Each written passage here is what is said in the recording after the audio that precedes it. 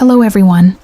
The stories I'm about to share are stark reminders of how fragile life can be. Some people find themselves in unimaginably unlucky situations, caught at the wrong place, at the wrong time, or surrounded by the wrong people. Before we dive in, a quick warning. These accounts are the cold, hard truth, and they're deeply disturbing. Viewer discretion is advised. Let's get started. Story 1. Trapped in the Dark, The Fate of Wu. On January 30th, 2016, a 43-year-old woman named Wu stepped into the elevator of her apartment building in Xi'an, a bustling city in Shanxi Province, China, known for its historical significance as the home of the Terracotta Army. She pressed the button for the 15th floor, expecting a routine ride to her apartment. The elevator hummed along until it passed the 11th floor, then abruptly jolted to a halt before reaching the 12th. A mechanical failure had stranded it between floors, leaving Wu trapped inside a metal box with no immediate way out. 2 maintenance workers were summoned to investigate the issue. After a brief assessment, they determined it was a mechanical glitch requiring a specialized part they didn't have on hand. They banged on the elevator doors and shouted to check for occupants, but hearing no response, they made a fateful decision. They shut off the power to the elevator and left it idle. This was a catastrophic error. Standard protocol in many countries, including guidelines from China's own General Administration of Quality Supervision, Inspection, and Quarantine, AQSIQ, mandates physically opening the doors to visually confirm no one is inside before cutting power, a step they skipped. Wu's building had a second functioning elevator, so management instructed residents to use it instead, assuming the broken one would be fixed soon. Meanwhile, Wu was plunged into total darkness, alone and unheard. When the maintenance team finally returned on March 1st, over a month later, they pried open the doors and recoiled in horror. Wu's decomposing body lay inside, surrounded by scratch marks etched into the elevator's interior. Her hands, reportedly mangled and bloodied, bore testament to her desperate attempts to claw her way out of her steel tomb. Forensic experts later estimated she likely succumbed to dehydration within days of being trapped, as the human body can only survive about 3 to 7 days without water, depending on conditions like temperature and exertion. Xi'an's winter temperatures, averaging around 0 degrees 32 degrees in February, might have prolonged her suffering slightly by slowing dehydration, but not by much. Wu lived alone, a detail that compounded her tragedy. Her minimal contact with friends and family meant no one reported her missing during the month she was entombed. In a city of over 8 million, her absence went unnoticed. Authorities ruled out foul play, focusing instead on the maintenance workers' negligence. Their failure to follow basic safety procedures led to charges of involuntary manslaughter under Chinese law, which can carry a sentence of up to 7 years for causing death through carelessness. The incident sparked outrage online, with Chinese netizens on platforms like Weibo decrying the workers' incompetence and the building management's lax oversight. Elevators in China, numbering over 4 million by 2016, according to the China Elevator Association, had seen a rise in accidents due to rapid urbanization and inconsistent maintenance standards, a trend this case painfully highlighted. Wu's story remains a grim cautionary tale about the consequences of cutting corners in safety protocols. Her final days a silent scream etched into the walls of that Xi'an elevator. Story 2. Dragged to Death. The Tragedy of Grant DePatie. On the night of March 8, 2005, 24-year-old Grant DePatie was working the graveyard shift at an Esso gas station in Maple Ridge, British Columbia, a quiet suburban city about 45 kilometers east of Vancouver. It was a typical shift until 16-year-old Darnell Pratt pulled up to the pump in a stolen car, already intoxicated, and with no intention of paying for the fuel he was about to siphon. As Darnell filled the tank, Grant, a diligent employee known to his coworkers as dependable and friendly, kept an eye on the situation. When Darnell finished pumping and jumped back into his car to peel out of the station, Grant sprang into action. He ran outside and positioned himself in front of the vehicle, hoping to block Darnell's escape and protect the station from the 1230 theft, a meager amount that would soon cost him everything. He assumed Darnell would stop, He was wrong. Darnell accelerated, striking Grant head-on and pinning him beneath the undercarriage of the car. What followed was unimaginable horror. Grant became lodged under the vehicle as Darnell sped off, dragging him along the asphalt for 7.5 kilometers, roughly 4.66 miles, through the streets of Maple Ridge. The friction shredded Grant's body, leaving a trail of blood and tissue that investigators later traced back to the gas station. Darnell finally stopped, either unaware or indifferent to the carnage he'd caused, abandoning the car and fleeing on foot. Grant was already dead, though the exact moment of his death remains uncertain.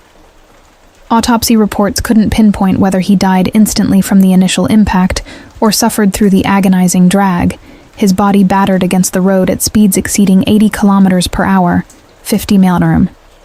The coroner noted extensive abrasions, fractures, and internal injuries consistent with being dragged for such a distance, painting a grim picture of his final moments. Darnell, despite his age, was charged as an adult with manslaughter due to the severity of the crime. In 2007, a British Columbia court sentenced him to 12 years in prison, with eligibility for parole after serving a third of his term, a decision that left Grant's family reeling, feeling justice was only partially served. Court records reveal Darnell's troubled background, a history of petty theft, substance abuse, and a stolen car linked to a prior joyride. Whether he knew he'd hit Grant remains disputed. His defense claimed he was too drunk to notice, but prosecutors argued the sustained drag suggested reckless disregard for life.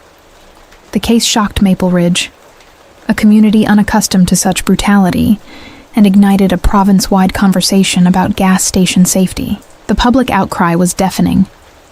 Grant's father, Doug DePatsy, channeled his grief into advocacy, pushing for legislative change to protect late-night workers. By October 4, 2007, British Columbia passed Grant's law, named in his honor. The law mandated two key changes. Customers must prepay for gas to deter theft, and gas station employees working between 11 p.m. and 6 a.m. must have a second staff member present for safety.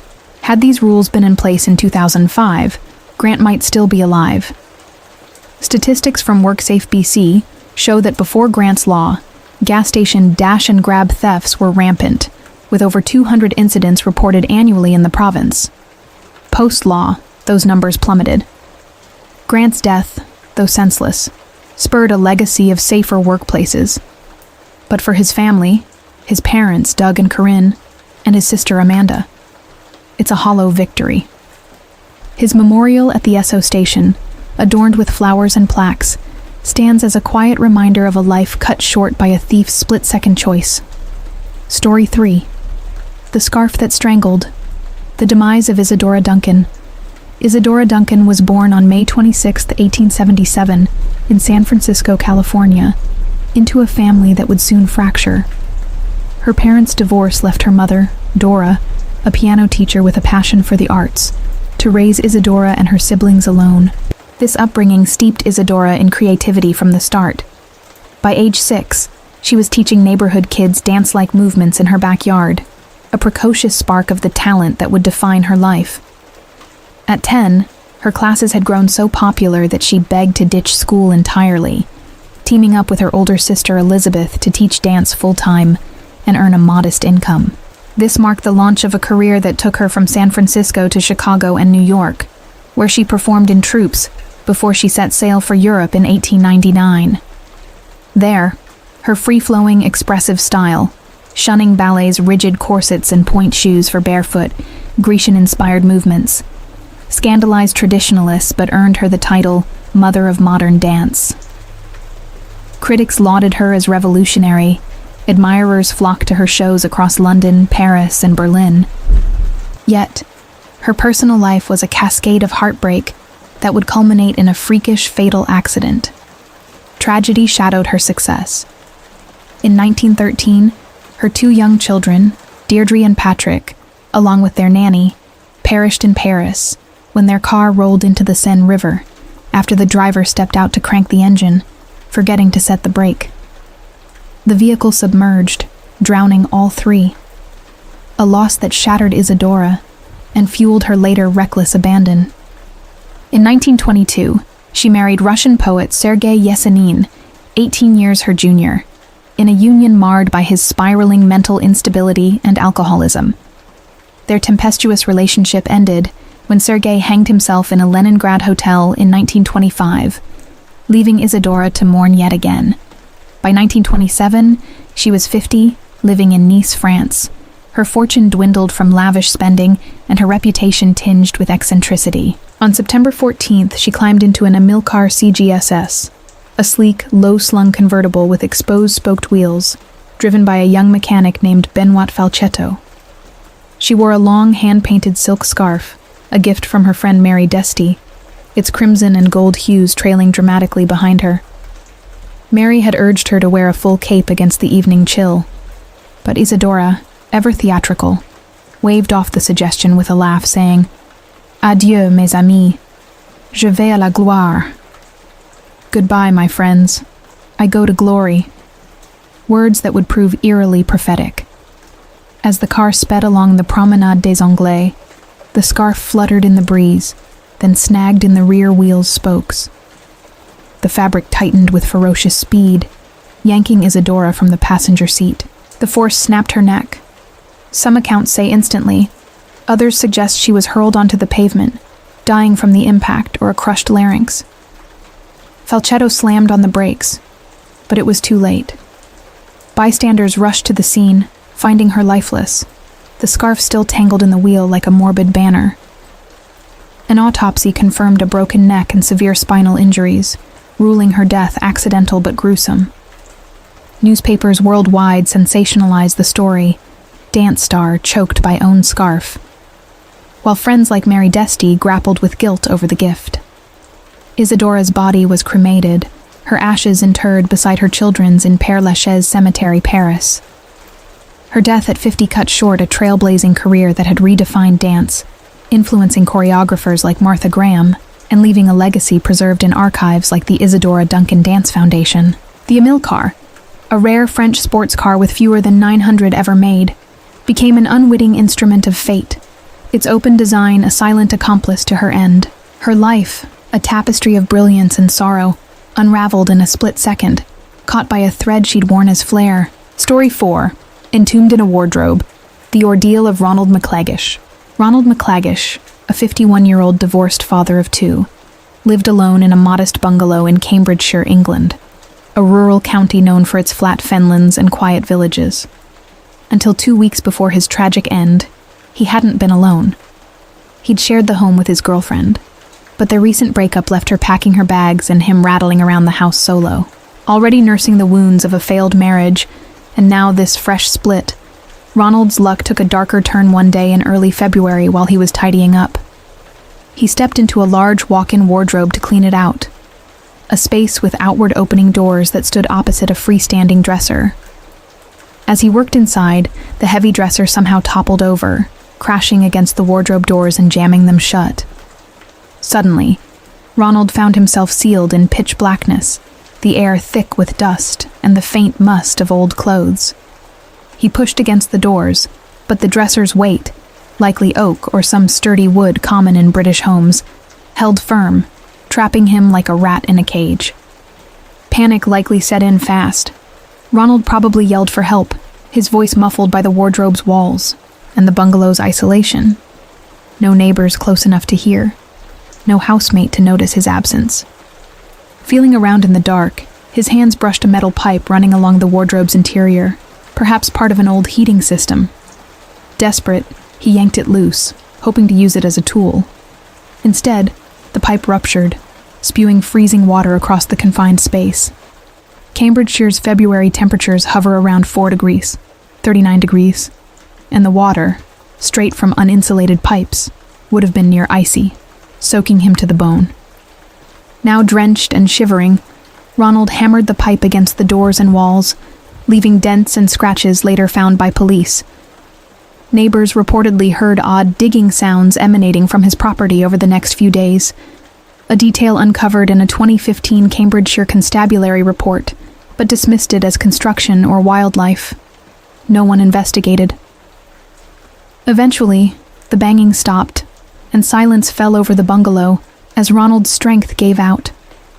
On February 15th, 2 weeks after he'd last been seen, friends and family, perhaps alarmed by unanswered calls or his absence from his usual haunts, contacted the police.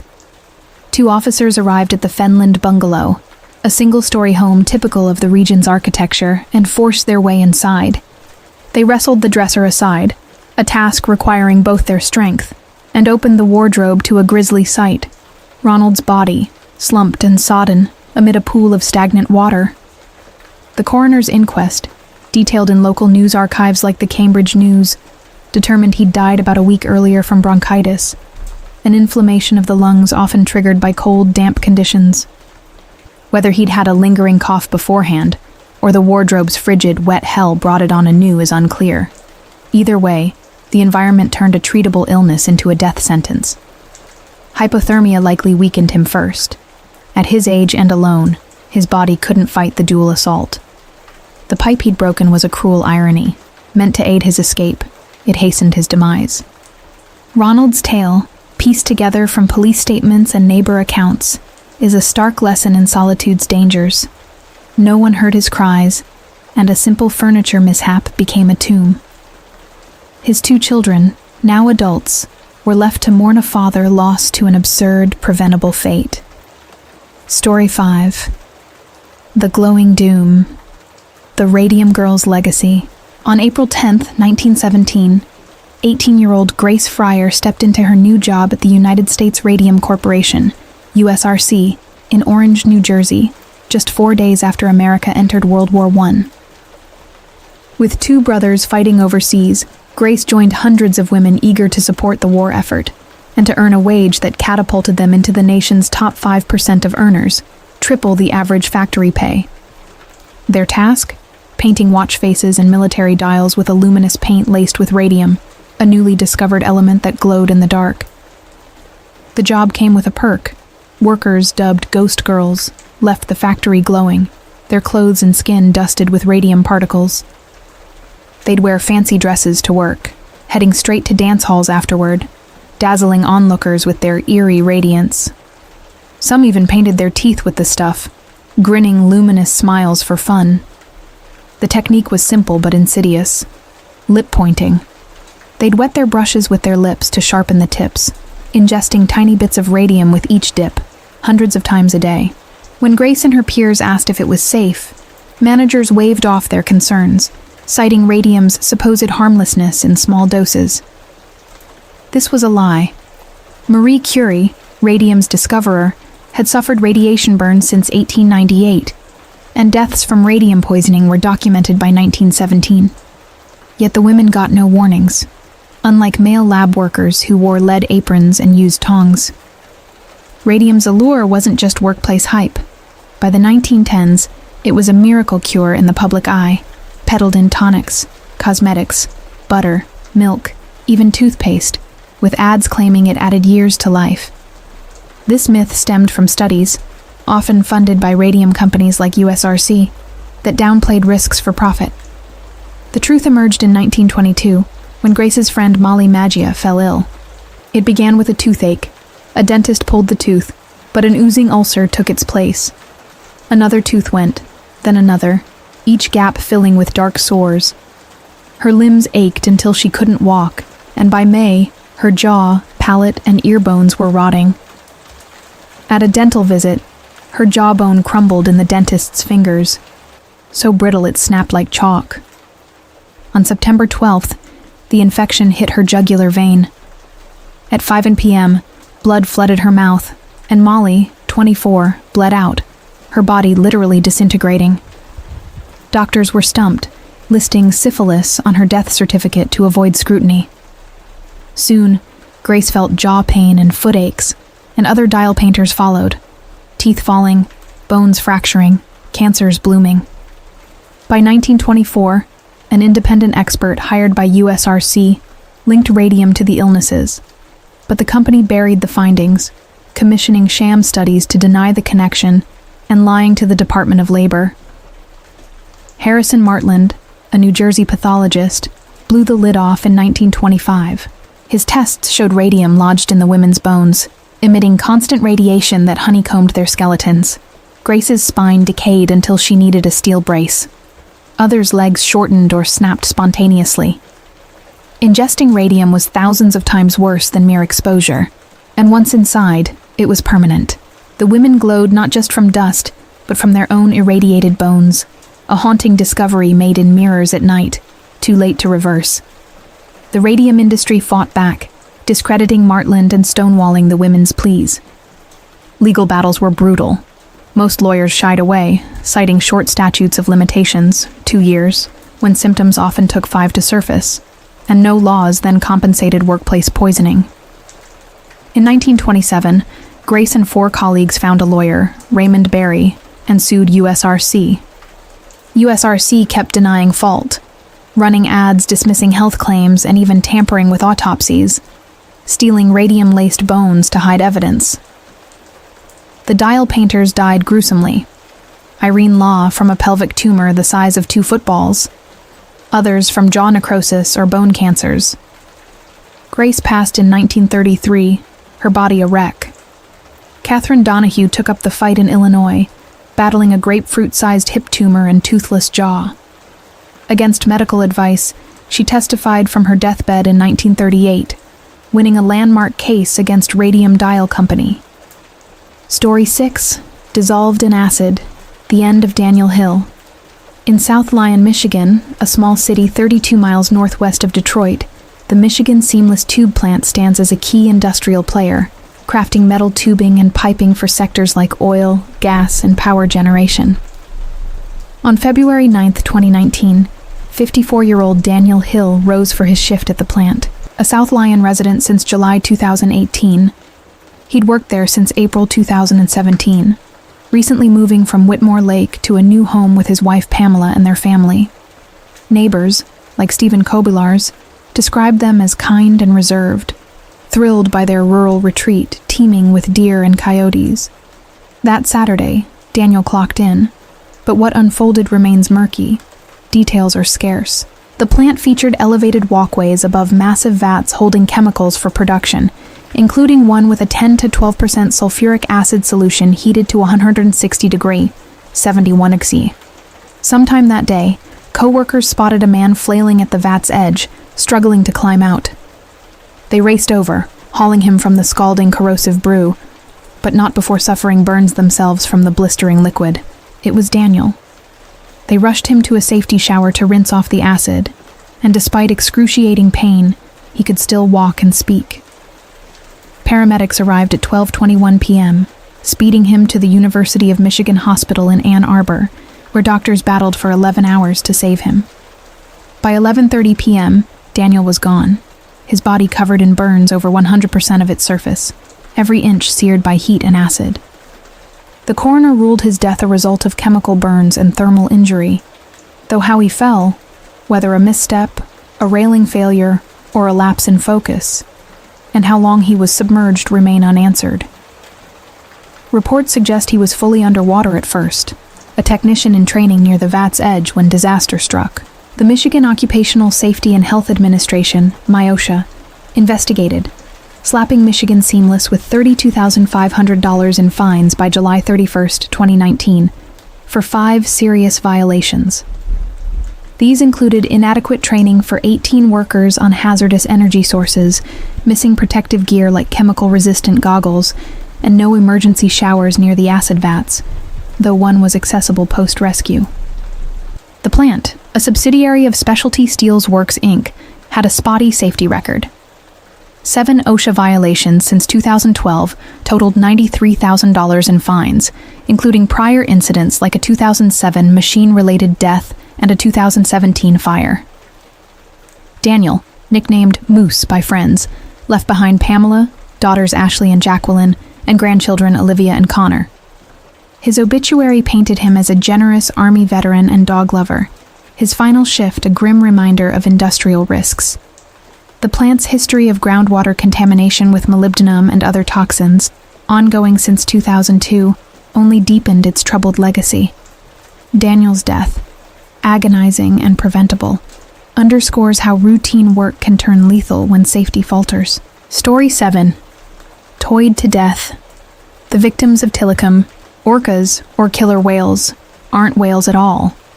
They're the largest oceanic dolphins, topping out at 32 feet, 9.8 meters, and 22,000 pounds, 10,000 kilos in the wild. With no natural predators, these apex hunters roam the seas, wielding sharp intelligence and complex social bonds. Their pods, led by matriarchs, share distinct dialects and hunting tactics, like beaching themselves to snatch seals or stunning fish with tail slaps, passed down through generations. In the wild, they've never fatally attacked humans, their curiosity toward swimmers well documented by marine biologists, but captivity twists their nature. Confined to tanks a fraction of their natural range, where they'd swim 100 miles daily, stress and monotony breed aggression toward themselves, tank mates, and handlers. One such orca, Tilikum, born off Iceland in December 1981, was snared in 1983 at age 2. By 1984, he landed at Sealand of the Pacific in Victoria, British Columbia, dubbed Tilly. He ballooned to 12,500 pounds, 5,667 kilo, and 22.5 feet, 6.86. His pectoral fins spanning 7 feet, 2.13 min, and fluke 6.5 feet, 1.98 min, though it curled, a hallmark of captive orcas. At Sealand, 2 older females tormented him, their matriarchal dominance turning the tank into a battleground. Staff eventually isolated him in a cramped medical pool for safety.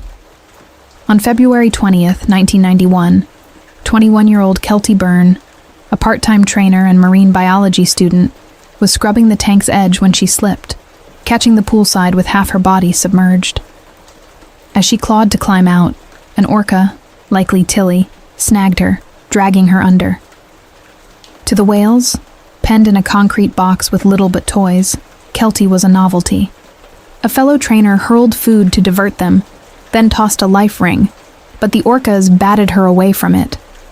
A competitive swimmer, Kelty surfaced twice, screaming, only to be yanked back down. After 10 minutes, she bobbed up a third time, silent, drowned. It took 2 hours to retrieve her body, stripped bare and riddled with bites and bruises. This marked the first recorded human death by an orca, wild or captive. Sealand shuttered in 1992. Tilly was shipped to SeaWorld Orlando. There, on July 6, 1999, a maintenance worker spotted legs slung over Tilly's back at 7 a.m. in a breeding pool. Upstairs, he saw a blue battered man, naked save for torn swim trunks, genitals bitten off, dead for hours with rigor mortis set. Paramedics arrived at 7:30 a.m., identifying him as 27-year-old Daniel Dukes via a wallet and folded clothes by the pool. Dukes had lingered after a SeaWorld visit, sneaking past security to swim with Tilly, misled by shows flaunting human-orca bonds. His fatal misjudgment ended in hypothermia and trauma. Tilly resumed performing, incident-free until February 24, 2010, during SeaWorld's Dine with Shamu show with senior trainer Dawn Bronchot, 40. A University of South Carolina grad with a psychology and animal behavior degree, Dawn had worked with dolphins at Six Flags before joining SeaWorld in 1994.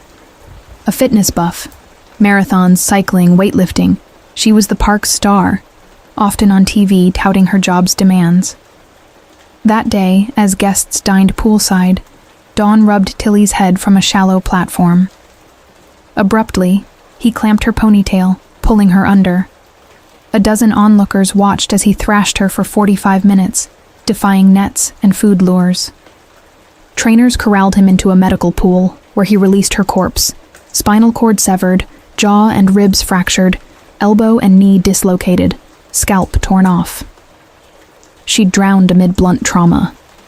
SeaWorld faced lawsuits, but restarted Tilly's shows in 2011 with new barriers. He died in 2017 of a bacterial infection, his spree, 3 deaths, fueling 2013's Blackfish documentary. It spurred SeaWorld to end its breeding program in 2016, phasing out orca shows. Tilly's victims, Kelty, Daniel, Dawn, fell to a creature warped by captivity's confines, their deaths a grim echo of nature caged. Story 8. Inferno at the Station, the Great White Fire. On February 20th, 2003, in West Warwick, Rhode Island, a working-class town 12 miles southwest of Providence, the Station nightclub hosted a modest gig, headlined by Great White, a 1980s hair metal band past its prime. After opening acts wrapped, a crowd of 462 packed the 4,500-square-foot wooden venue, built in 1946. A fan's camcorder captured it all. A dark stage, cheers swelling as guitars kicked in, then pyrotechnics, sparkler jets, blazing behind the band with the first riff. Lead singer Jack Russell strutted, oblivious, as sparks hit the ceiling within 5 seconds. The camera swung right, revealing flames licking the acoustic foam flanking the stage. Cheap, flammable urethane and polyurethane slabs meant to dampen sound. Smoke thickened fast. Within 10 seconds, the cameraman bolted through the crowd. The band stopped, stunned, as fire swallowed the stage. At 20 seconds, Russell muttered, "Wow, that's not good," as the cameraman hit a hallway. Shouts of "Fire!" rose, the mass inching toward exits. The foam, unrated for fire resistance, fueled a blaze that hit 1,800 degauss to 982 degauss per NIST reports, spewing black smoke laced with carbon monoxide and hydrogen cyanide, gases that kill in minutes. At 30 seconds, the fire alarm wailed, the stage an inferno. By 1 minute, screams pierced the chaos, smoke choking the corridor to the main door. A woman's cries, "Where's my husband?" cut through as the cameraman escaped at 1 minute 30 seconds, circling to the front. There, a pile of bodies clogged the entrance. Some tripped, others piled atop, a human dam of heads, arms, and torsos writhing. Panic drove most to the familiar front door, ignoring 3 other exits. At 2 minutes, survivors spilled from a side window, smoke billowing behind. By 3 minutes 30 seconds, an empty hallway blazed. The cameraman yelled for stragglers, hearing only crackling flames. Screams faded at 4 minutes 30 seconds as the roof sprouted fire. Fire trucks wailed closer by 6 minutes, but the entrance was a furnace. At 9 minutes, the building was a roaring pyre. The 13-minute video ended with the cameraman weaving through the parking lot, silence replacing the shrieks. Of 462 attendees, 100 died, burned, crushed, or gassed. 230 were injured, and 132 escaped unscathed. The fire's speed, flashover in 90 seconds, blinded and trapped victims in smoke, reducing visibility to 0, per NFPA analysis. Most deaths stemmed from inhalation, though some were trampled or incinerated near the stage. The pyrotechnics, set by tour manager Daniel Beachel, sparked it all in a low-ceilinged room unfit for such effects. Club owners Jeffrey and Michael Derderian claimed no permission was given. Great White insisted it was approved. The station, grandfathered under old codes, lacked sprinklers, mandatory since 1974 for new venues its size, which could have curbed the blaze, per fire experts. It passed inspections despite this, a regulatory lapse later probed by state officials. The aftermath saw Beachel plead guilty to 100 counts of involuntary manslaughter, serving 4 years of a 15-year sentence. The Derderians faced 200 counts each. Jeffrey got 10 years, suspended, and community service, Michael 4 years. The fire, America's 4th deadliest nightclub disaster, trailed only the 1942 Coconut Grove, 492 dead, 1977 Beverly Hills Supper Club, 165, and 1903 Iroquois Theater, 602. It spurred Rhode Island to mandate sprinklers in older venues and ban indoor pyrotechnics. The site, now a memorial with 100 crosses, bears scars of a night where music turned to mayhem, claiming lives in a flash of negligence and chaos.